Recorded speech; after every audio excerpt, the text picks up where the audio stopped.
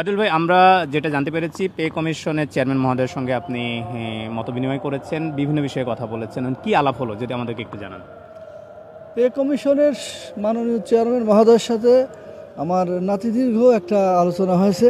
সেখানে আমাদের পূর্বে পেশকৃত দাবিগুলোই রিপিট করেছি আমরা। সেখানে আমাদের মূল দাবি ছিল যে 1:4 ভিত্তিতে বেতন নির্ধারণ, গ্রেড সংখ্যা কমিয়ে আনা।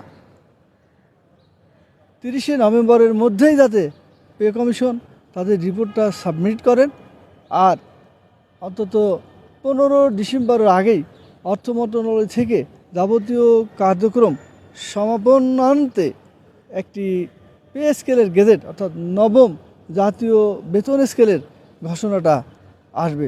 এই বিষয়টা নিয়েই মূলত স্যারের সাথে আলোচনা হয়েছে।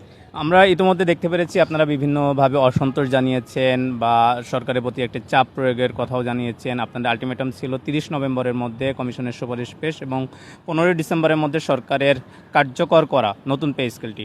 এ বিষয় নিয়ে কর্মচারীদের মধ্যে অনেক হতাশা বা কি হবে এটা নিয়েও রয়েছে। এখন কমিশন আপনাদেরকে কি ধারণা দিল? ইতিবাচক কোনো কিছু বলেছেন যে 30 নভেম্বরের মধ্যে হতে পারে?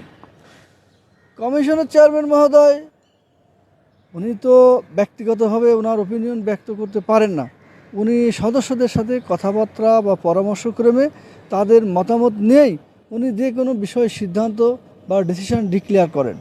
সে অনুযায়ী চেয়ারম্যান মহোদয় উনি আমাদের কাছে যে অভিমত বা কার্যক্রমের অগ্রগতির কথা ব্যক্ত করেছেন তাতে আমরা সন্তুষ্ট।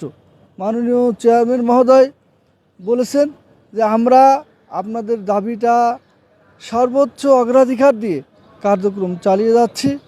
আমরা চেষ্টা করছি যে অন্তত 30শে নভেম্বরের মধ্যেই যাতে আমরা একটা রিপোর্ট পেশ করতে পারি।